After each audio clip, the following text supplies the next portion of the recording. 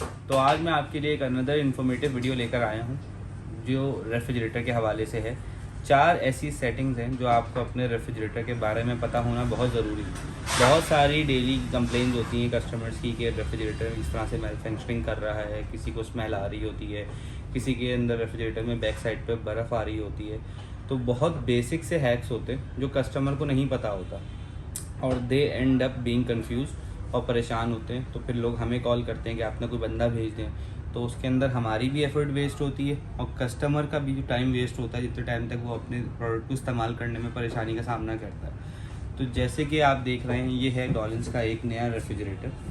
ये डॉलिंस का 2023 का मॉडल है और यूजुअली यही सेटिंग्स हर रेफ्रिजरेटर में होती हैं। अगर आपके पास कोई पुराना मॉडल भी है या नया मॉडल है, यूजुअली ये सेटिंग हर किसी में होती है, सिवाय 1-2 ऑप्शंस को छोड़ के ये सेटिंग हर किसी में होती है। सबसे पहला, नए तमाम रेफ्रिजरेटर जो हैं उनके अंदर ये रिमूवेबल गैस्केट आती है। ये जो रबर होती है इसको हम कहते हैं गैस्केट, ये रिमूवेबल होती है। अगर आप देखें कि आपको रेफ्रिजरेटर के अंदर से स्मेल आ रही है, यूजुअली जो गैस्केट होती है ना, इसके अंदर डिपॉजिट्स आ जाते हैं। जब वो डिपॉजिट वक्त के साथ साथ डिके हो जाते हैं तो वो स्मेल करने लग जाते हैं। तो आप इस गैस्केट को पूरा रिमूव कर सकते हैं। रिमूव करें, साफ़ करें, वापस पेस्ट कर दें। और अगर आप देख रहे हैं कि आपका जो डोर है वो प्रॉपर तरीके से बंद नहीं हो रहा, तो इस गैस्केट को आप पूरा निकालने के बाद गर्म पानी के अंदर इसको थोड़ी देर के लिए सोक कर दें, फिर वापस निकाल के इसको ड्राई करके वापस पेस्ट कर दें, तो आपकी जो डोर का गैप है वो रिमूव हो जाएगा। नंबर 1। नंबर 2 कि आपके रेफ्रिजरेटर में यहाँ पर, जैसे डॉलिंस का रेफ्रिजरेटर है तो इसमें यहाँ पे एक थर्मोस्टेट दिया हुआ है। इस थर्मोस्टेट को, जैसे कि आप देख रहे हैं अभी ऑफ पर है, इसको जो ऑप्टिमम सेटिंग है ना इसकी, जिस पे आपको एफिशिएंट एनर्जी भी मिलेगी और एक बेहतरीन कूलिंग भी मिलेगी, वो है नंबर 5। इसके अंदर वैसे तो आप देख रहे हैं जैसे कि ये 7 मैक्स है, लेकिन आप इसको अगर 5 पे चलाते हैं तो ये एक ऑप्टिमम कूलिंग भी करेगा और ऑप्टिमम एनर्जी कंजम्पशन भी करेगा। तो कोशिश करें अपने थर्मोस्टेट के ऊपर ध्यान रखें, क्योंकि यूजुअली सामान रखते हुए निकालते हुए आपके थर्मोस्टेट की सेटिंग आउट हो जाती है। तो आप अपने थर्मोस्टेट को अगर 5 नंबर पे रखेंगे तो ये आपको एक इफ़ेक्टिव कूलिंग भी देगा और इफ़ेक्टिव एनर्जी कंजम्पशन भी करेगा आपको। नंबर 3, तमाम रेफ्रिजरेटर्स के अंदर यहाँ पर एक ड्रेन का होल दिया हुआ होता है। बहुत सारे लोग इसको चेक ही नहीं करते कि ये क्लॉग तो नहीं हो गया।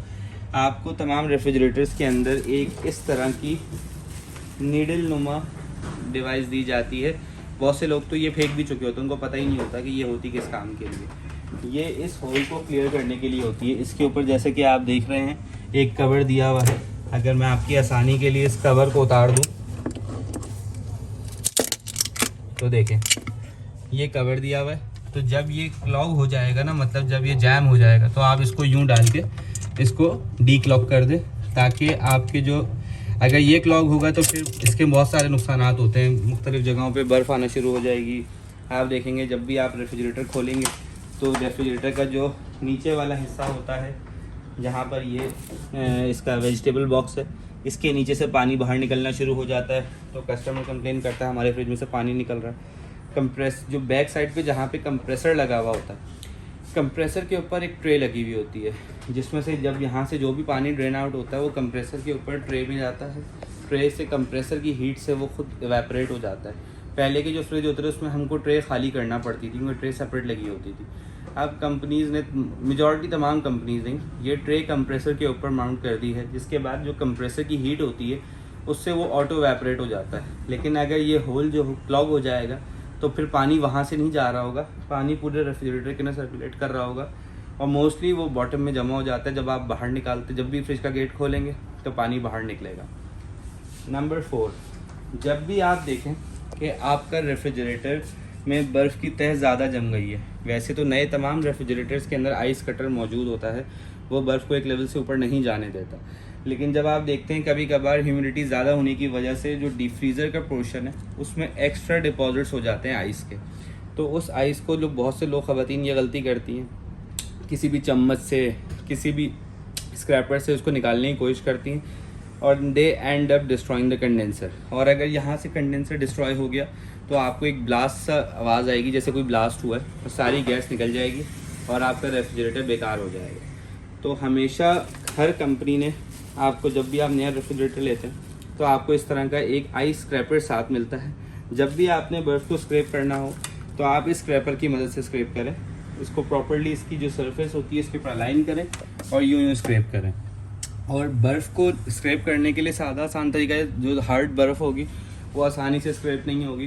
तो आप पहले रेफ्रिजरेटर को बंद कर दें ताकि उसकी बर्फ़ काफ़ी हद तक स्मूथ हो जाए, उसके बाद स्क्रैप करें। अगर आप चलते हुए रेफ्रिजरेटर के अंदर भी स्क्रैप कर रहे हैं तो सिर्फ जो प्लास्टिक का स्क्रैपर होता है ये यूज़ करें। अगर आपके रेफ्रिजरेटर के साथ ये नहीं भी आया है, आपके पास कोई पुराना वर्जन भी है, तो ये स्क्रैपर आपको मार्केट में भी आसानी मिल जाएगा। तो ये 4 सेटिंग्स अपने रेफ्रिजरेटर के अंदर लाजमी इनको चेकआउट करें और परेशानी से बचें, और हमें कमेंट करके बताएं कि आपको हमारा हैक किस कदर फ़ायदा पहुंचा है इस हैक ने। और मज़ीद अगर आप किसी चीज़ के बारे में इंफॉर्मेशन चाहते हैं तो हमारे कमेंट सेक्शन में हमें कमेंट करें कि किस टॉपिक पे आप वीडियो देखना चाहते हैं, तो हम उससे रिलेटेड वीडियो भी इंशाल्लाह पोस्ट करते रहेंगे। Thank you very much. अस्सलाम वालेकुम।